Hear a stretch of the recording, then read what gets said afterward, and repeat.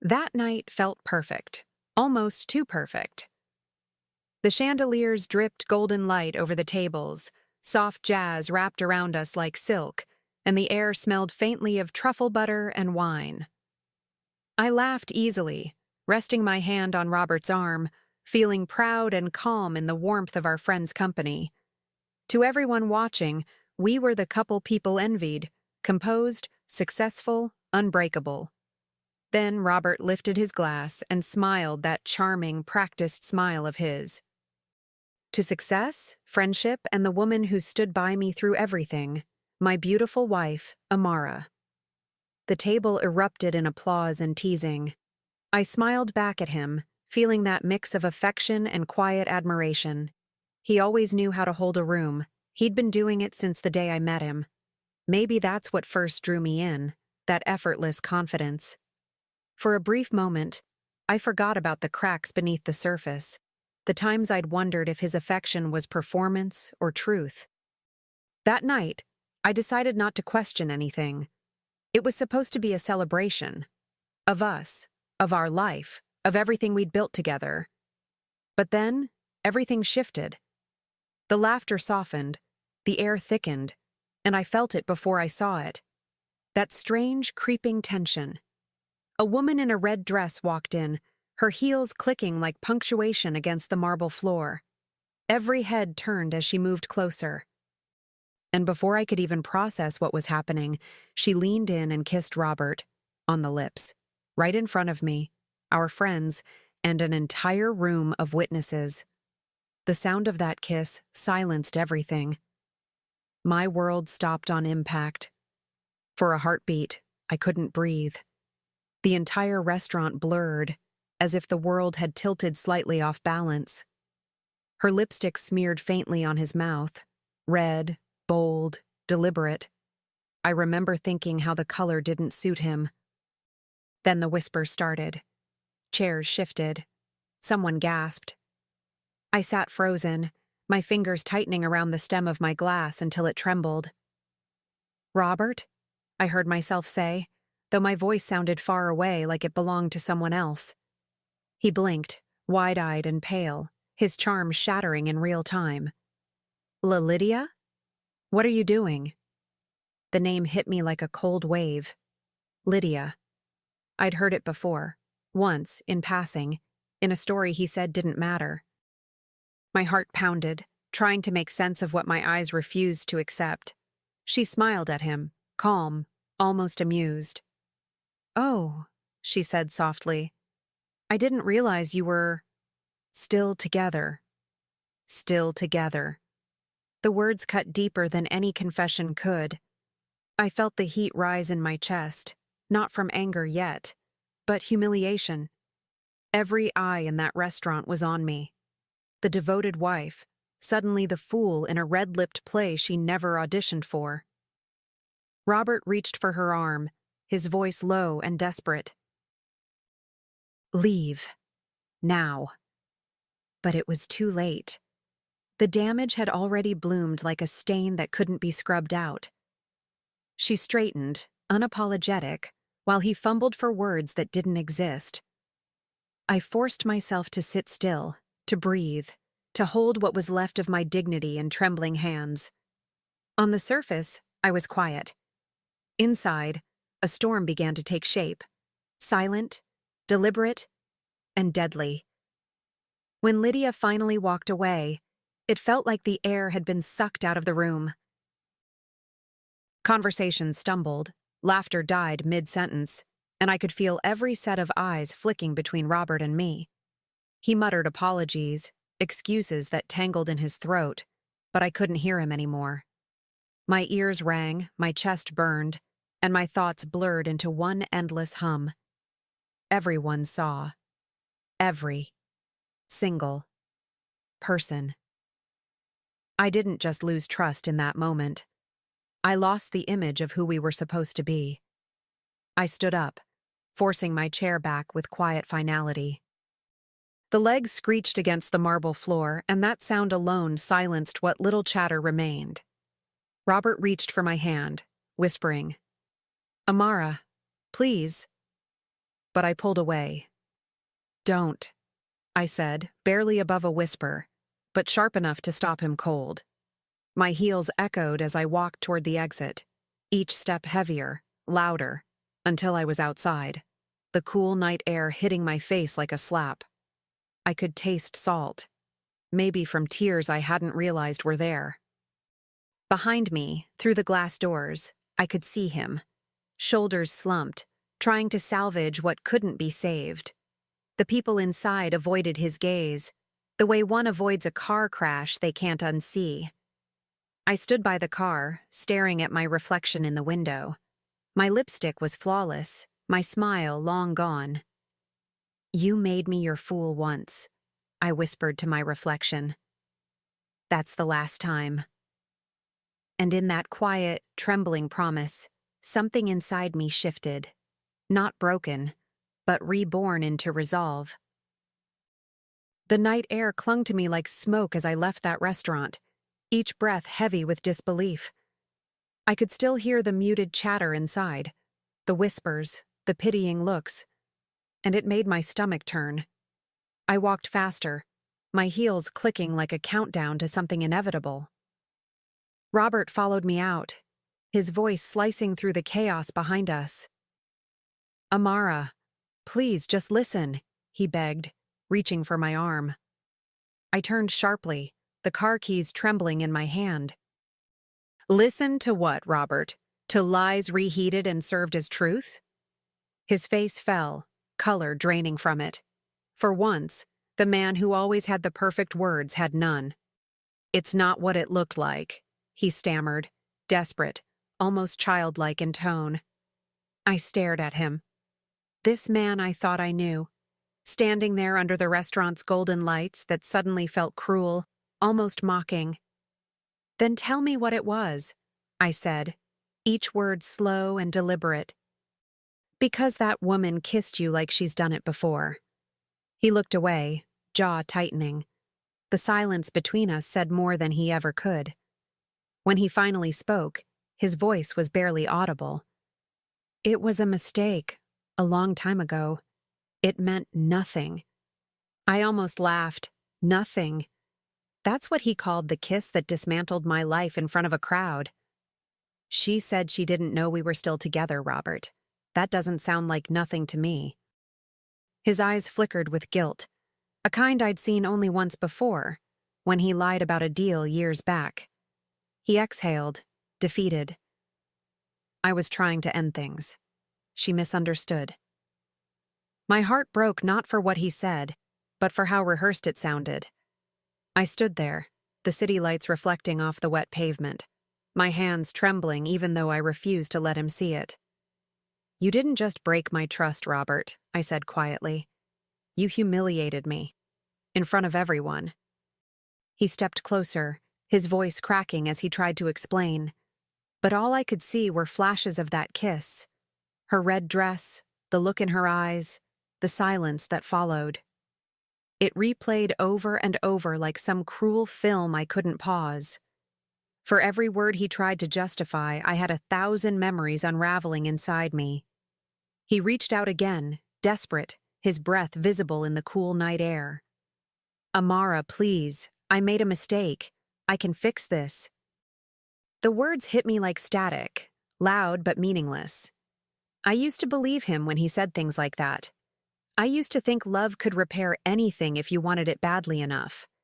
But standing there, under the glow of the restaurant lights, I realized love wasn't supposed to make you feel small.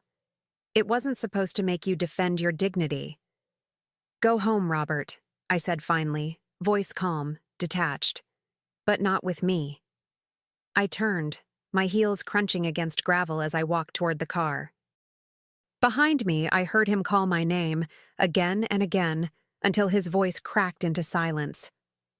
The drive home was a blur of headlights and tears I refused to let fall. My wedding ring caught the dashboard light, glinting like a cruel reminder of what I thought was forever. I gripped the steering wheel tighter. That night, I didn't cry. I didn't scream. I simply drove, straight into the beginning of the end. When I finally parked in our driveway, the house looked different. colder, emptier. It was strange how betrayal could alter everything, even the color of the walls. I sat there for a long time, engine humming softly, my reflection staring back at me from the rearview mirror. My mascara had smudged, but I didn't care. What haunted me most wasn't the kiss itself. It was the ease with which he lied afterward, as if deception had become second nature. I thought of every late meeting, every vague explanation, every night he said he was too tired to talk. The puzzle pieces began to fit. Inside, the scent of his cologne still lingered, warm, musky, familiar. I stood in the middle of our living room, surrounded by framed photos of smiles that suddenly felt staged. I touched one, the two of us on vacation, sunburned and laughing, and I felt something twist inside me. It wasn't pain anymore. It was resolve. The kind that sits quietly in your chest, waiting. I took off my wedding ring, placed it on the mantel, and whispered to the empty room, "You made me your fool once. That's the last time." Then I walked upstairs, not as a broken woman, but as someone awakening from a long, delusional dream. My mind was steady now, methodical. I wasn't going to shout or throw things or beg for answers. No, I'd get them my way, carefully, quietly, and completely. As I lay in bed staring at the ceiling, I realized something simple and terrifying. The game had already begun. He just didn't know it yet. The next morning, I woke up before sunrise. The house was still, too still, like it was holding its breath. Robert had already left for work, or maybe he'd just chosen to leave early to avoid me. Either way, I didn't care. I made myself coffee, the bitter taste grounding me, the steam curling up like silent applause for my newfound composure. That was the thing about me. People mistook my quiet for weakness. They always had. But silence is where I think best, and that morning, my mind was already at work. I didn't cry. I didn't break things. I didn't call my friends to vent. Instead, I sat at the kitchen table with my laptop open, the same table where we'd planned vacations, birthdays, anniversaries. Now I was planning something else, the reconstruction of truth. I started with the simplest clues, our phone bill. My pulse quickened when I saw it, late-night calls to a number I didn't recognize, a number labeled Lydia, the same name that had shattered my world 2 nights before. My hand tightened around the mug, but I didn't spill a drop. By midday, I'd gone from phone records to emails. He'd hidden them under a fake business folder. Lazy, arrogant, predictable. The messages weren't poetic or romantic. They were transactional. Hotel confirmations, dinner reservations. Money transfers labeled consulting. The audacity almost made me laugh. He wasn't just unfaithful, he was careless. And in his carelessness, he handed me the rope I'd use to pull him down. I whispered to myself, steady and deliberate, "You didn't just betray me, Robert. You funded your own destruction." I spent hours piecing it all together, every transaction and timestamp forming a map of deceit. It was almost poetic, how the very routine he used to hide his lies became the trail that exposed them. Between emails and receipts, I began to see the rhythm of his double life. Tuesday dinners that matched business trips, Friday payments that coincided with late meetings. And all the while I'd been home, making dinner, waiting, believing. The betrayal wasn't just physical, it was logistical, rehearsed, efficient. He'd built an entire system to keep me in the dark. When he came home that night, I was sitting on the sofa, legs crossed, calm as ever. He greeted me like nothing had happened, kissed my forehead, asked about my day. I nodded, pretending to listen, while my heart beat in steady, measured silence. Every smile I gave him was a strategy now. Every word, a step closer to something deliberate. I wasn't ready to confront him yet, not until I could control the outcome. And that meant knowing everything, down to the last cent and secret. After he went to bed, I sat alone under the soft hum of the living room light, scrolling through the evidence one last time. Each email, each payment, each lie, they no longer hurt. They fueled me. The woman who cried over betrayal was gone. What remained was methodical, focused, dangerous in her stillness. I backed up the files, labeled them neatly, and whispered into the quiet, "You built this empire on deceit, Robert. I'm just rearranging the foundation." The next morning, I met with my lawyer, a woman named Claire, sharp as glass and calm as a storm about to break. She listened without interrupting as I laid everything out, the calls, the emails, the transfers.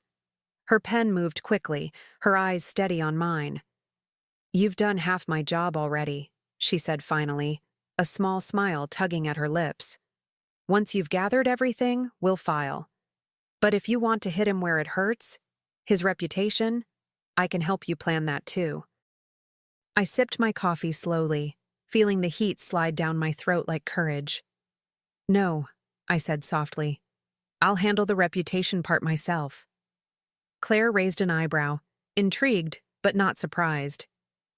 "Then you're smarter than most clients I meet," she said. Maybe I was. Or maybe I'd just spent too many years being underestimated. When I left her office, the city felt different. Brighter somehow, more in focus. I walked past shop windows and caught my reflection. Steady eyes, unshaken hands. For the first time in days, I didn't feel like a victim. I felt like a strategist. I wasn't healing, I was building. That night, Robert noticed something had changed. I laughed when he spoke, listened when he lied, and kissed him goodnight like nothing had happened. He looked relieved, even hopeful. And I let him believe it. Because the truth was simple. The storm hadn't passed. It was forming quietly behind my smile. And when it arrived, he'd never see it coming. A week later, I suggested we host another dinner. The same group, same restaurant. I said it was time to clear the air, to make amends for the awkward scene no one could stop talking about. Robert hesitated at first, his ego still bruised, but I saw the relief flicker in his eyes. "Thank you, Amara," he said, voice soft, cautious. "It means a lot that you're willing to fix this." I smiled, the kind that didn't quite reach my eyes. "Of course," I replied. "Some things deserve to be put to rest properly." He didn't realize the irony. That's exactly what I intended to do. The following days passed in a blur of polite smiles and quiet planning. I made the calls myself, confirming guests, reserving the same table, ensuring every detail mirrored that first, unforgettable night. I wanted him comfortable, predictable. I wanted him to believe in our reconciliation long enough to let his guard down. Each time he thanked me for trying, I nodded sweetly, wondering if he'd still thank me when he saw what I had prepared. Revenge, I learned, doesn't need fire. It burns better when it's cold. But there was one more thing to arrange, the final guest. I called Lydia, my voice steady, almost warm. "I just want to talk," I told her, woman to woman. "Maybe we can both move on peacefully." There was a pause on the line, a flicker of suspicion. "You're not angry?" she asked. I smiled at the question, my fingers drumming softly on the table. "No," I said. "I'm done being angry. I just want closure." And she believed me. That was her mistake. After that call, I sat back in silence, listening to the faint ticking of the kitchen clock. Every sound in that house felt amplified now. The hum of the refrigerator, the creak of the floorboards, even Robert's laugh from the other room as he spoke on the phone. It was almost poetic, how he could still sound so at ease while his world stood on the edge of collapse. I poured myself a glass of wine and stared out the window. I wasn't nervous. I wasn't conflicted. I was steady, the kind of steady that comes from knowing exactly what must be done. In the days that followed, I rehearsed every detail. The seating arrangement, the lighting, even the placement of the wine glasses. I wanted it all to look familiar, comfortable, a perfect illusion of forgiveness. When Robert told me he'd invited his partners again, I pretended to be pleased. "Good," I said softly, brushing his sleeve. "They should see us getting back to normal." He kissed my cheek, unaware of the quiet satisfaction curling inside me. Every move he made, every lie he told, was another step into the trap he couldn't see. At night, I would lie awake, tracing the ceiling with my eyes, thinking of the moment when everything would unravel. Not for me this time, but for him. I pictured the faces around that table, the silence, the shock, and I knew exactly what I wanted to say when it happened. It wasn't about revenge anymore. It was about restoration, reclaiming my dignity, my voice, my control. He'd chosen deceit. I chose theater. And when the curtain rose, every truth he'd buried would take center stage. By the night before the dinner, everything was in motion.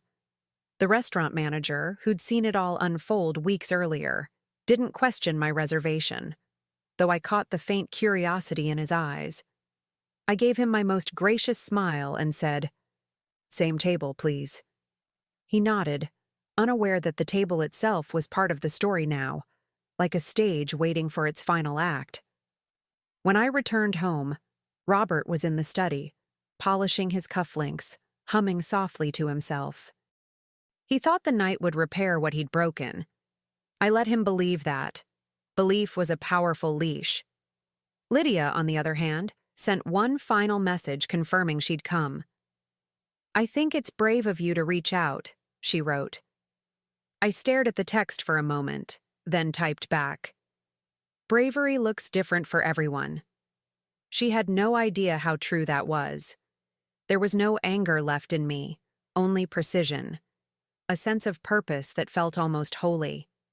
My revenge wasn't about rage, it was about balance. The universe had tilted once. I was simply correcting it. That night, as I laid out my dress, the same elegant black one I wore at the first dinner, I caught my reflection in the mirror. My expression was calm, almost serene.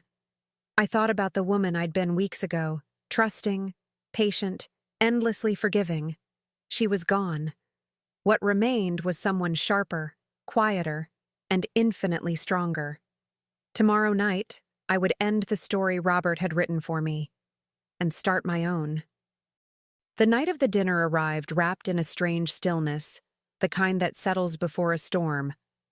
I got ready slowly, deliberately, choosing the same perfume Robert once said reminded him of home. Tonight, it would remind him of consequence. When I looked in the mirror, I didn't see the wounded wife anymore.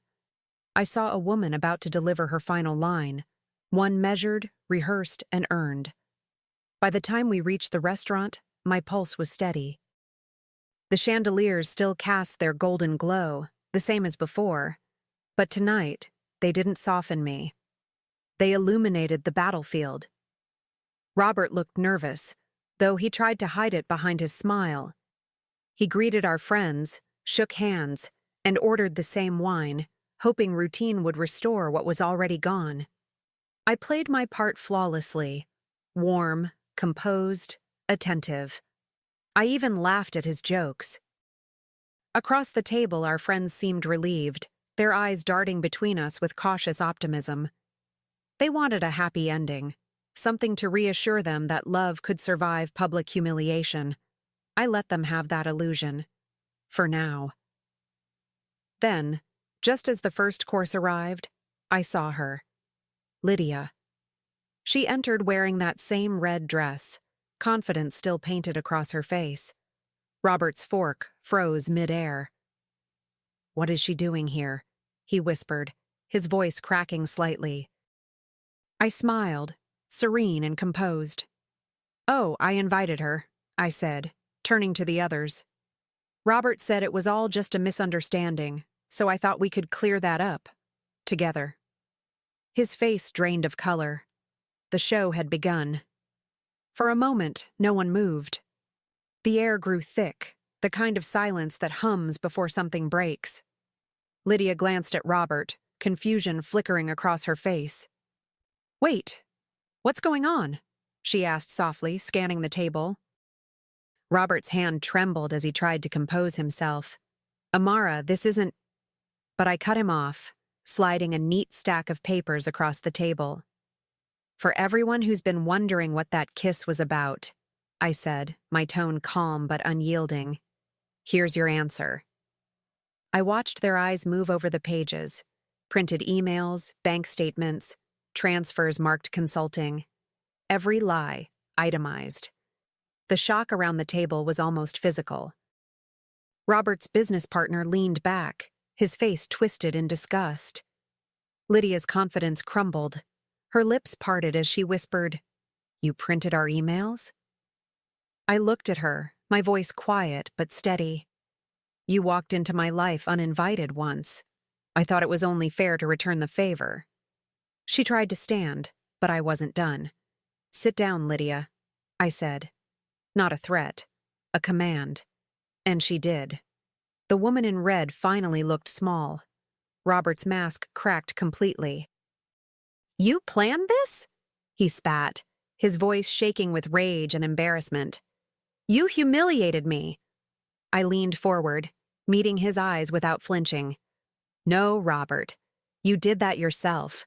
I just made sure everyone saw it." The murmurs started again. Soft gasps, awkward glances, the clinking of untouched glasses. I could feel my pulse steadying, my control absolute. This wasn't revenge for its own sake. It was revelation. Robert stood there, red-faced and trembling, his voice cracking as he tried to salvage whatever dignity he had left. "You'll regret this," he shouted, his hand slamming against the table hard enough to rattle the glasses. But I didn't flinch. I lifted my own glass slowly, feeling the cool stem between my fingers. "No, Robert," I said, my voice calm, almost tender. "You will." I raised the wine to my lips and took a quiet sip as he stormed out, the restaurant watching in silence. The sound of the door slamming felt like closure, sharp, final, and deeply satisfying. Around the table, no one spoke. My friends, his colleagues, all frozen in that perfect mix of shock and awkward respect. One of them, the same man who'd teased Robert weeks ago, finally broke the silence. "Amara," he said quietly, "you didn't have to do that." I smiled faintly, eyes still fixed on the door. "You're right," I answered, "but I wanted to." And that was the truth, pure, unpolished, liberating. I wasn't looking for pity. I wanted clarity. And that night, I got it. When I finally stood to leave, the weight I'd carried for weeks lifted with each step. Outside, the night air felt softer somehow, cooler, cleaner. I looked up at the city lights and felt something I hadn't in a long time. Peace.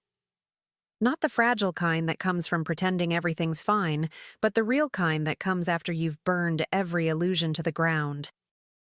Behind me, laughter resumed inside the restaurant, faint and distant. Ahead of me, there was silence and freedom. Months passed, and the noise around what happened eventually faded, at least for everyone else.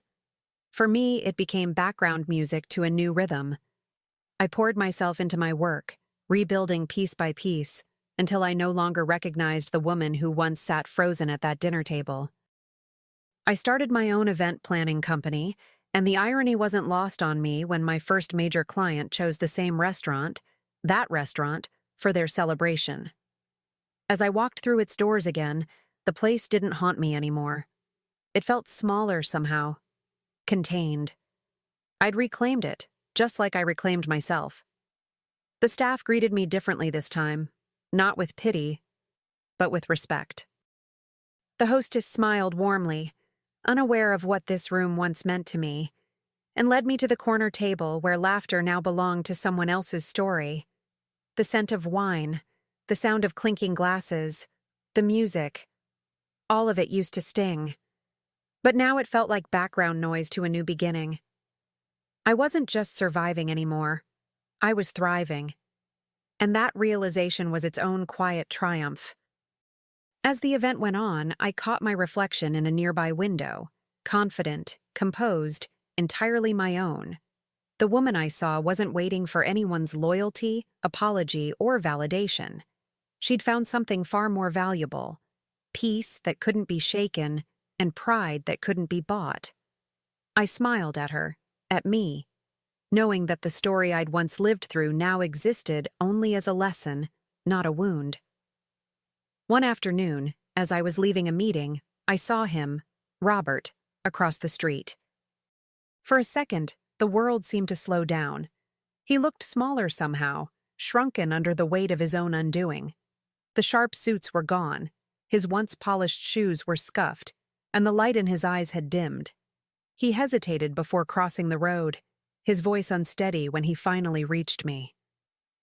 "Amara," he said, almost whispering. "I lost everything." I didn't answer at first. I just looked at him, really looked at him, and realized I felt nothing. Not anger, not longing. Just peace. "I made a mistake," he said. "Please, I need you." His words fell flat, lifeless. I shook my head slowly, my voice soft but certain. "Mistakes are accidents, Robert. You made choices." He blinked, speechless, as if he'd never considered that distinction before. The silence between us was thick, full of everything he'd taken for granted, and everything I'd reclaimed. He tried again, almost pleading. "I just want another chance." I smiled, not cruelly, but with the kind of compassion that comes only after closure.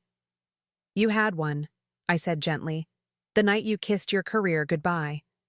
For a long moment we stood there, two strangers connected only by what used to be. Then I stepped aside, letting him pass. The city swallowed him up, just another man lost in the crowd. I turned toward the sunlight, feeling the warmth touch my face, and for the first time in years, I felt completely free. That evening, I met friends for dinner, laughter spilling across the table, wine glasses catching the golden light, the sound of joy filling every corner of the room. It struck me how different the same setting could feel once you've reclaimed your power. The clinking of glass, the smell of roasted herbs, the hum of soft conversation. All of it was mine now, untainted, unburdened. I caught myself smiling, not out of pride or revenge, but out of deep, grounded peace. Healing doesn't announce itself. It just arrives quietly, one breath at a time. Later, walking home through the soft glow of the city, I thought about everything that had happened. The betrayal, the humiliation, the fire I'd had to build to rise from it. I realized that pain, in its strange way, had been my teacher. It stripped away what was false and showed me what I was capable of when I stopped waiting to be saved. I didn't need Robert's apology or anyone's approval. My freedom wasn't something he could take or give. It was mine all along. I'd just forgotten how to claim it. And if life has a sense of poetry, it's this: that the night he lost his pride was the night I found my strength. I didn't need revenge anymore. I had something far greater: clarity. As I reached my door, the city alive around me, I whispered to myself, that night he lost his pride. I lost my patience. But in the end, I gained something far greater: my freedom. And this time, it wasn't a promise. It was a truth already lived.